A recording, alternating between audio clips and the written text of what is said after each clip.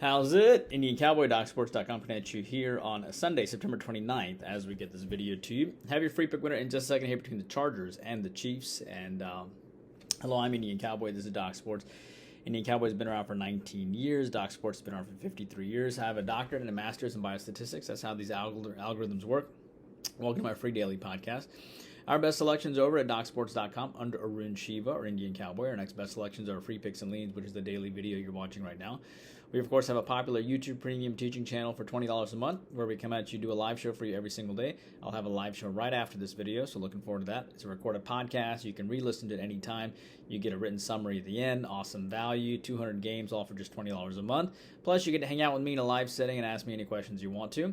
And we teach you how to look at algorithms and make your own. And the link to YouTube Premium is in the comment section, as well as the link to how to get to free $60 worth of premium selections. If you want even more content, be sure to check my Twitter. It has our latest updates, hot takes on sports, popular consensus reports, and our latest videos are posted there. And a nice free pick winner yesterday on Boise State getting it done.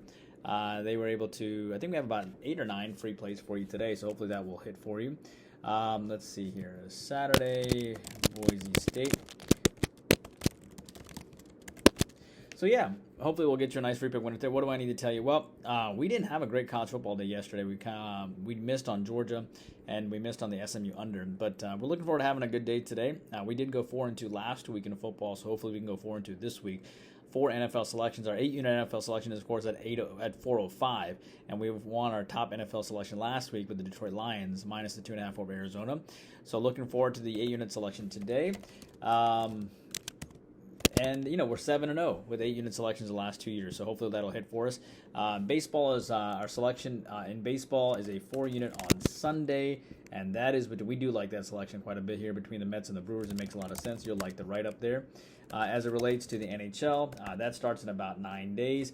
I'll have 2 free NHL futures for you in the next video. Soccer, 4-unit selection on Sunday, plus 2,800 run. WNBA, next selection, we have a 4-unit selection today, and that is between Connecticut and New York. So excited about, or I should say Connecticut and Minnesota, and we're 2-1 in the WNBA playoffs, so plus 6,400 runs, excited. Golf, 12 units on deck, and MMA, plus 6,300 on the year. All right, let's get your free play winner today, and I like Kansas City here, minus the points. Look, Kansas City, a lot of people think Kansas City got lucky against Atlanta, and I think they know that, and I think that's going to motivate them to do well here. There's no way that, Coach Andy Reid overlooks Jim Harbaugh and how good Jim Harbaugh is as a coach, and I think Kansas City minus the 7 makes a lot of sense here. The Chargers really haven't been that impressive. Yes, they have a winning record, but who have they beaten? They beat a Vegas team, which, looks sketchy against Carolina, to say the least. And they beat, they went on the road to lose to Pittsburgh, and they beat Vegas. They beat Vegas and Carolina. Both have looked pretty sketch lately. And they lost 10-20 against Pittsburgh, only scoring 10 points. The Chiefs are already upset about their Falcons game.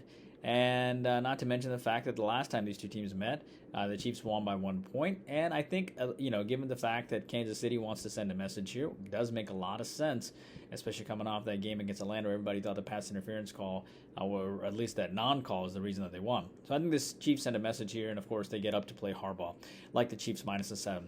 Baseball, I like the Reds today. Cincinnati's won 5 in a row coming in. They have not scored a run in their last 2 games. I should say they've lost 5 in a row coming in.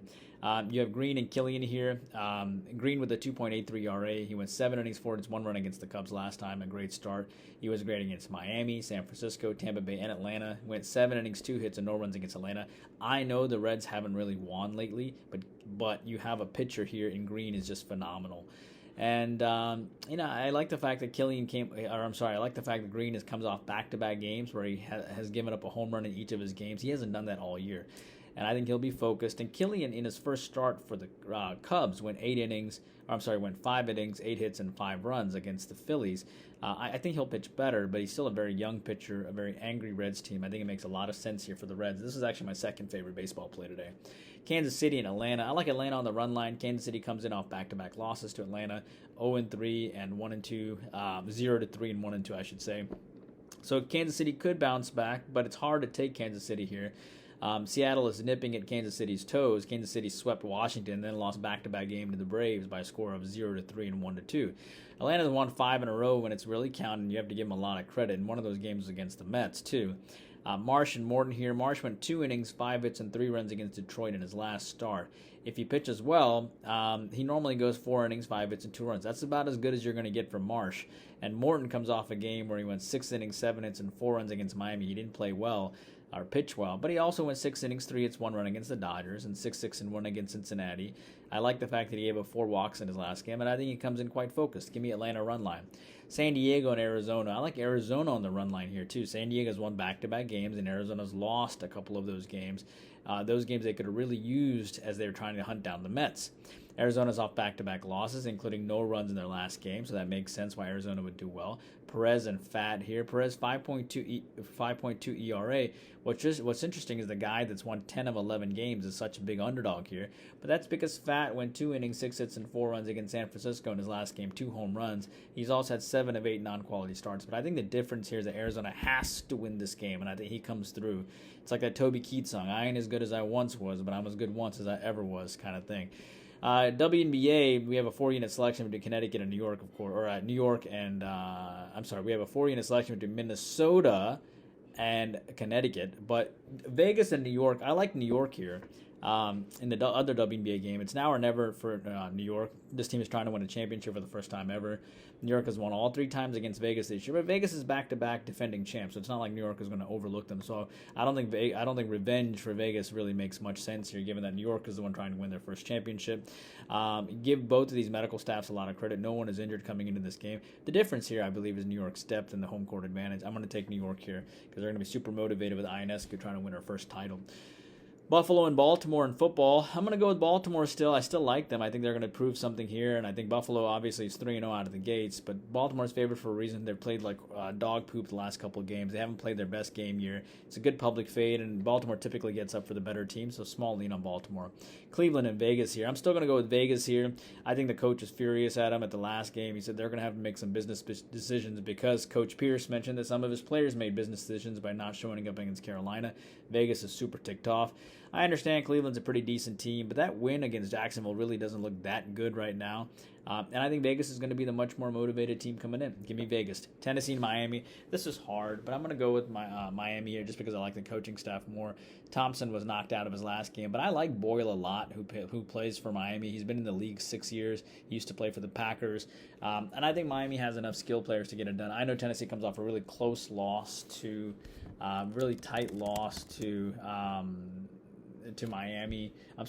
Green Bay in their last game. But I think Miami figures it out after coming off such a bad loss against Seattle.